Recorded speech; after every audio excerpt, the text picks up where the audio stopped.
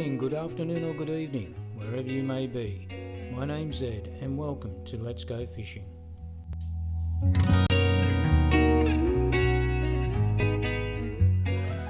Hello guys, welcome back. I was not going to do a video on binding my rod, but I thought that some of you out there might be interested. So I'm just I put these runners on this blank. This was an old blank that I had that was given to me many years ago, and I done nothing with it. All the runners needed redoing, so that's what I'm doing now. I went ahead and put the runners where I thought they had to go. I taped them on, and I put the reel on, put some line through them, and loaded the rod up. I know that it's working properly, the rod. And now I'm in the process of binding the runners on. So yeah, it's a short video. I'll just do this runner here so you can see what I've been up to, and maybe get a few pointers if you want to do it yourself. I'm just taking away this white mark. I put that mark there so I know where to position the runners. So I'll just scrape that off.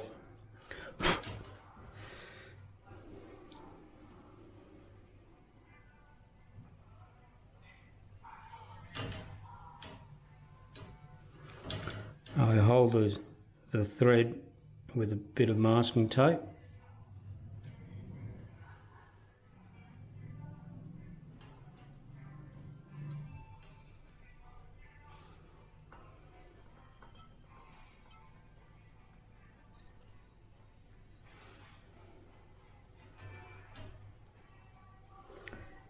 I normally use a machine if I am going to do more than one rod, but because I'm just doing this one rod, I do it by hand. I spin the rod by hand.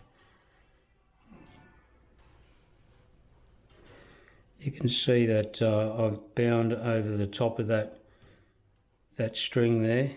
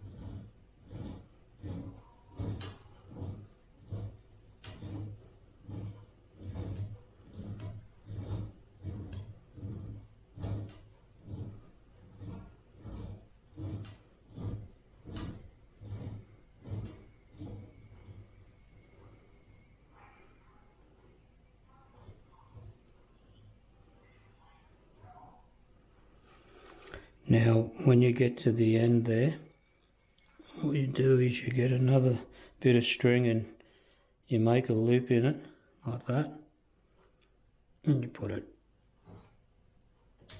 under what you're binding, and just keep on binding over the top of it.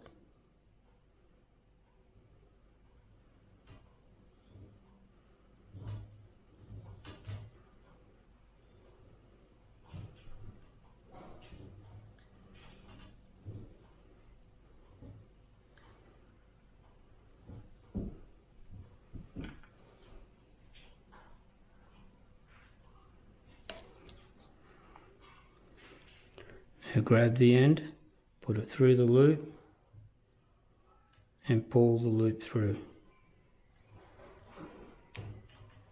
like so, and that'll pull the end right through all those bindings. I think there's around about 5 or 6 turns.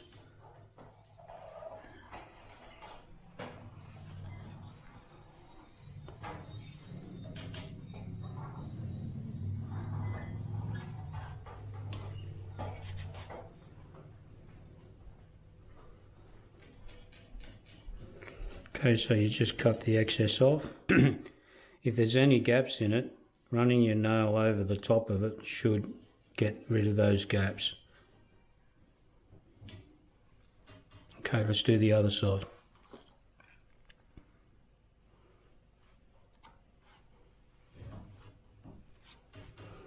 Use some masking tape to hold the thread on.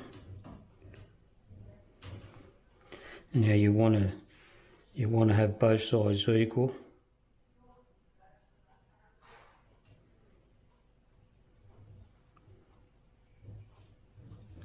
Just give it a few turns like that just to hold the thread in place, and then you can take the masking tape off.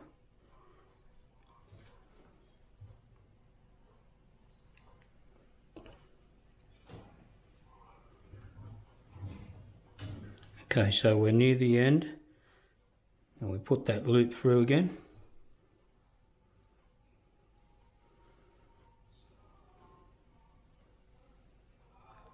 Fiddly work, but very satisfying. Alright, so bind over the top of that loop.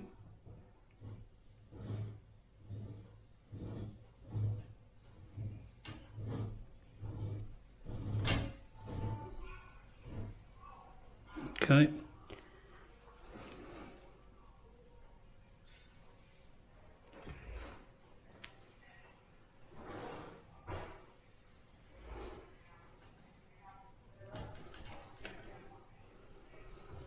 And hold that thread, pull the loop through. That's it, and your tag end now has gone through the binding and it's held in place. Now just rub your nail over it, like I said before, even all the gaps out, or get rid of them. Alright.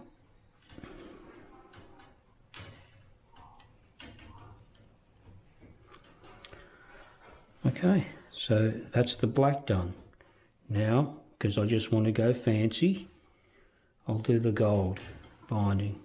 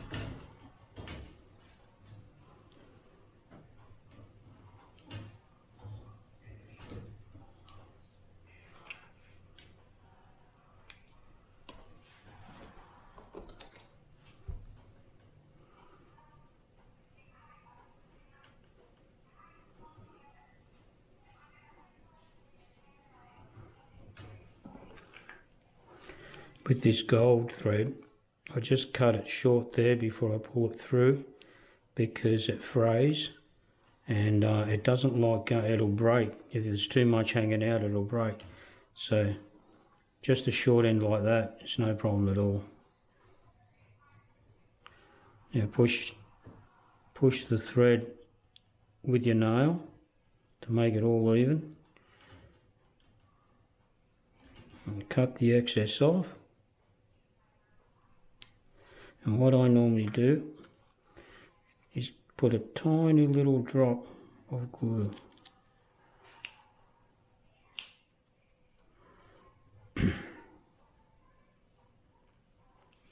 Right there, like that. That'll hold everything in place. Now we'll do the other side.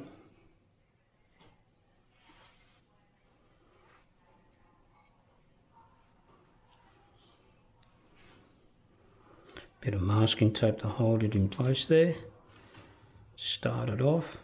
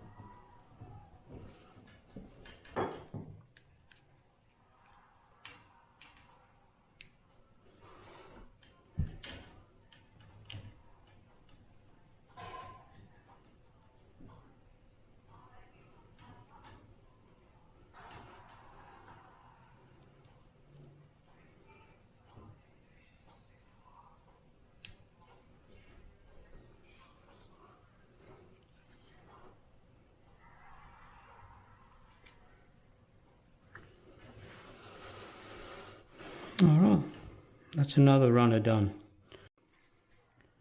When I'm ready to put the epoxy on, what I do is I put the masking tape on either side like that, and just with a little small gap. And I get the epoxy after I mix the two parts together. I paint it on with a small brush, and I immediately take the tape off. Well guys, that's the end of this video. It's a short video. Like I said, I wasn't planning on doing any recording today, but I thought you guys might benefit from it.